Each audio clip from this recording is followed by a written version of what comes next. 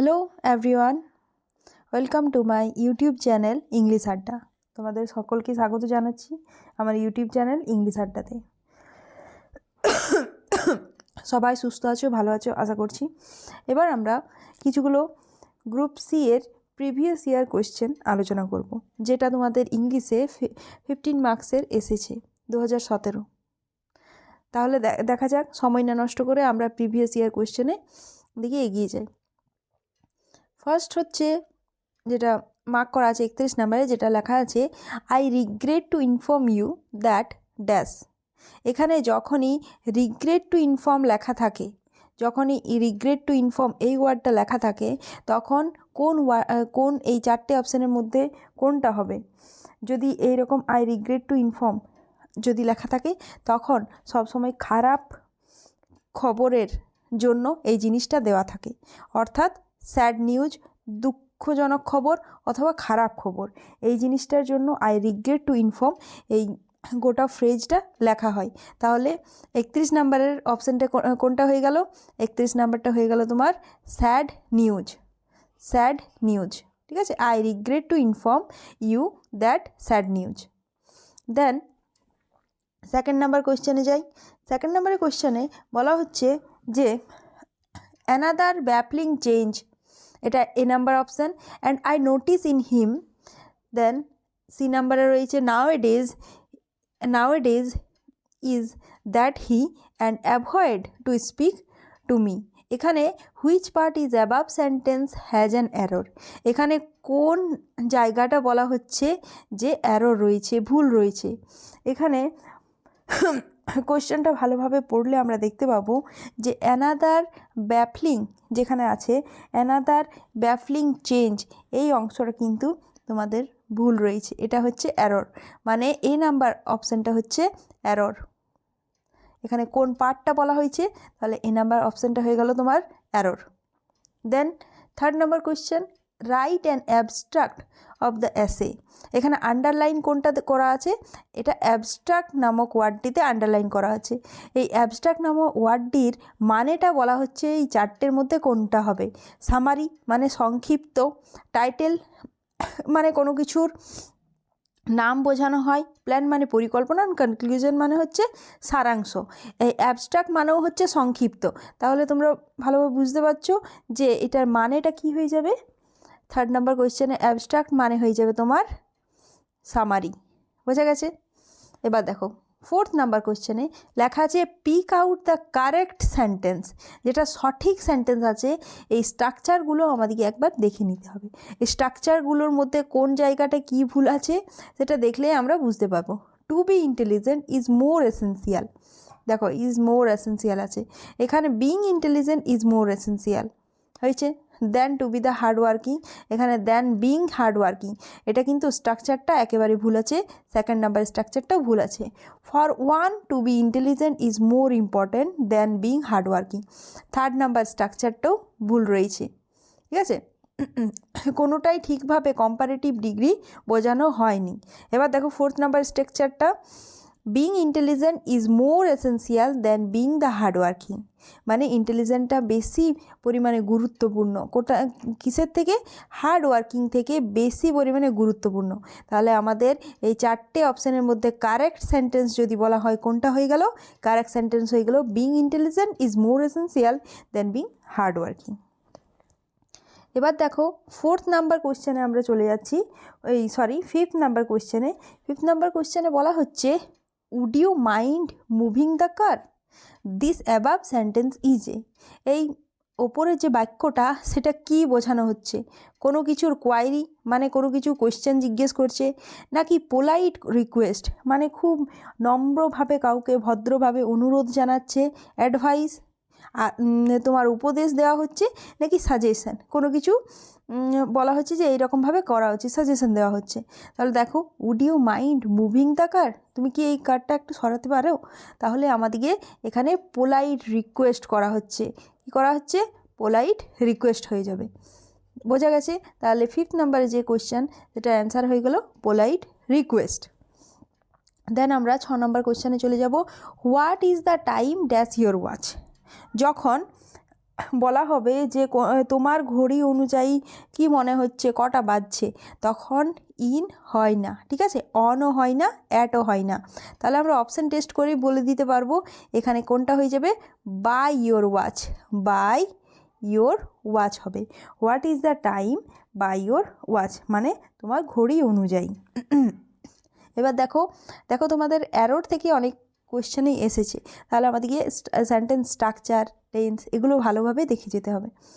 তারপর দেখো সেন্টেন্স নাম্বারে কী আছে, I will try to be on time, এটা এ নাম্বার অপশান, এটা বি নাম্বার অপশান। সি নাম্বারে আছে but do not worry, then D নাম্বারে আছে হোয়েন আই এম লেট।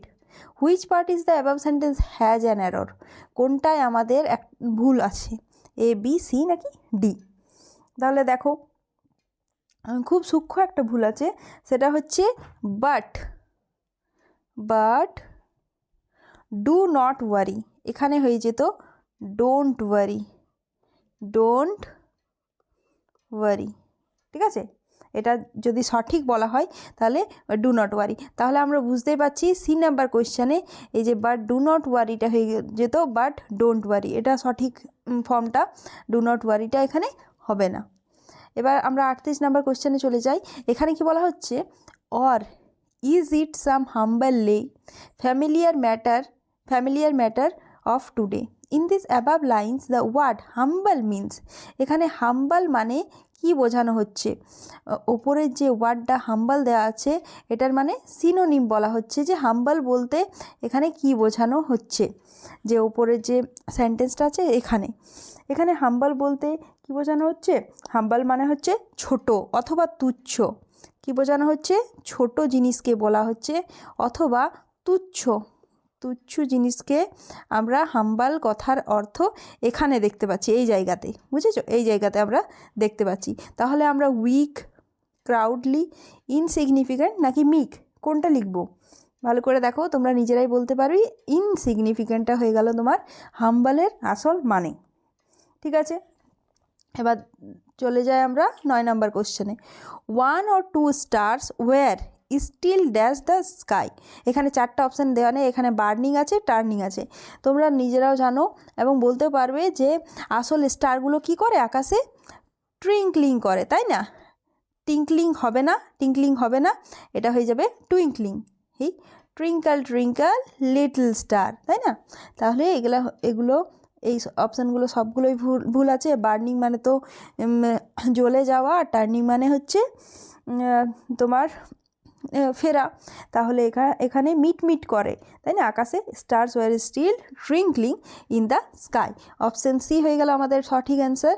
এবার দেখো 10 নম্বর কোয়েশ্চেনে আছে, the boy who wanted to play football were disappointed when it rain, the above sentence is, এখানে দেখো হু এই ওয়ার্ডটা থেকে আমরা বুঝতে পারছি যারা সেন্টেন্স স্ট্রাকচার পড়েছো, কমপ্লেক্স, সিম্পল, কমপ্লেক্স এবং কম্পাউন্ড, আরেকটা আছে কমপ্লেক্স কম্পাউন্ড, এই 4টা স্ট্রাকচার যারা পড়েছো ভালোভাবে তারা নিজেরাও বুঝতে পারছো যে এখানে হু আছে 1 নাম্বার, 2 নাম্বার হচ্ছে তোমার এখানে কয়টা ফিনাইট ভার্ব আছে, the boys who wanted to play football were disappointed, 2টো ফিনাইট ভার্ব আছে।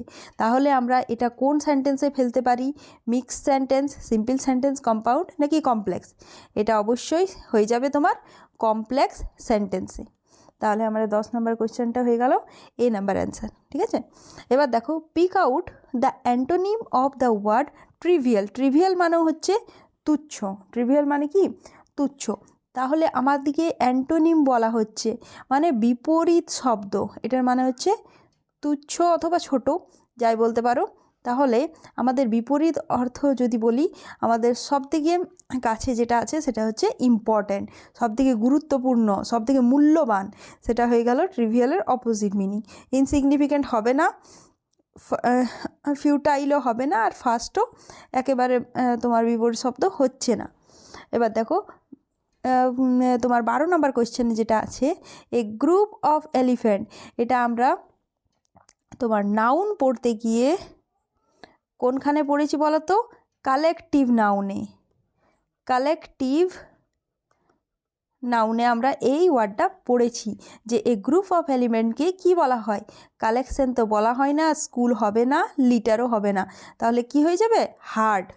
তাহলে এক যেমন বলি এক পাল ছাগল এক পাল গরু, সেরকম এ গ্রুপ অফ এলিফেন্টকে বলা হয় হার্ড, HERD, হার্ড। বোঝা গেল? এক এক পাল বলতে পারো এখানে। এবার দেখো pick out the correct sentence, কোন সেন্টেন্স স্ট্রাকচারটা ঠিক আছে সেখান থেকে আমাদের ঠিক বেছে নিতে হবে। বুফেনটা কি হয়ে গেল, বুফেনটা হয়ে গেল থার্ড পারসন সিঙ্গুলার, তাই না, থার্ড পারসন সিঙ্গুলার। এরপরে ডু হয় না, এখানেও ডুটা হবে না। এখানে দেখো did not knows, did not যখন দিয়েছে তখন নোজ দেওয়ার কোনো দরকার নেই, তাহলে এখানে সেন্টেন্স স্ট্রাকচারটা ভুল আছে। বুফেন does not know the way, তাহলে আমাদের ডি নাম্বার অপশানটা হয়ে গেল সঠিক। এবার দেখো আর দুটো কোশ্চেন আছে, তাহলে 14 নাম্বার কোশ্চেনে কি আছে, Rahim's doctor advice him to dash as a cure for his Soar throat. ঠিক আছে, রহিম ডক্টর তাকে অ্যাডভাইস দিয়েছিল কি করতে, যাতে তার গলা ধরাটা কমে যায়। এটা ব্যাবেল হবে না, গার্গেল হবে। ব্যাবেল আছে আর কি আছে, গার্গেল। আমরা সবাই জানি গলা ধরা থাকে, গিগলও হয় না। আর গার্গেল এই বানানটা তোমাদের জেনে রাখতে হবে, যেটা কি হতে পারে, GARGLE, গার্গেল। GURGLEটা ভুল আছে, ঠিক আছে, এটা হবে না। দেন আমরা লাস্ট কোশ্চেন কি আছে, I can not understand what is written here, choose the correct phrasal verb. এখানে তোমার আন্ডারস্ট্যান্ডের নিচে আন্ডারলাইন দেওয়া আছে, হ্যাঁ, প্রিভিয়াস ইয়ার কোশ্চেনে। তাহলে আন্ডারস্ট্যান্ড বলতে কি বোঝানো হয়, তোমরা যদি পড়েছো, আমিও পড়িয়েছি, তোমরা রিভাইজ করবে আরও ভালো করে। হোল্ড অন মানে হচ্ছে ধরে রাখা, ঠিক আছে। গিভ আউট মানেও আন্ডারস্ট্যান্ড নয়, গিভ অ্যাবান্ডন, ঠিক আছে। তাহলে আমাদের হয়ে গেল মেক আউট মানে হচ্ছে বুঝতে পারা বা আন্ডারস্ট্যান্ড, তাহলে সঠিক ফ্রেজাল ভার্ব হয়ে গেল সি নাম্বারটা। তাহলে আশা করি তোমাদের প্রত্যেকের ভালো লেগেছে এবং তোমরা আরও বেশি করে প্র্যাকটিস করো, ঠিক আছে। আরও আমি প্র্যাকটিস সেট নিয়ে আসবো যেখানে প্রশ্নের উত্তরের ব্যাখ্যা লেখা থাকবে, ঠিক আছে। ধন্যবাদ, থ্যাংক ইউ।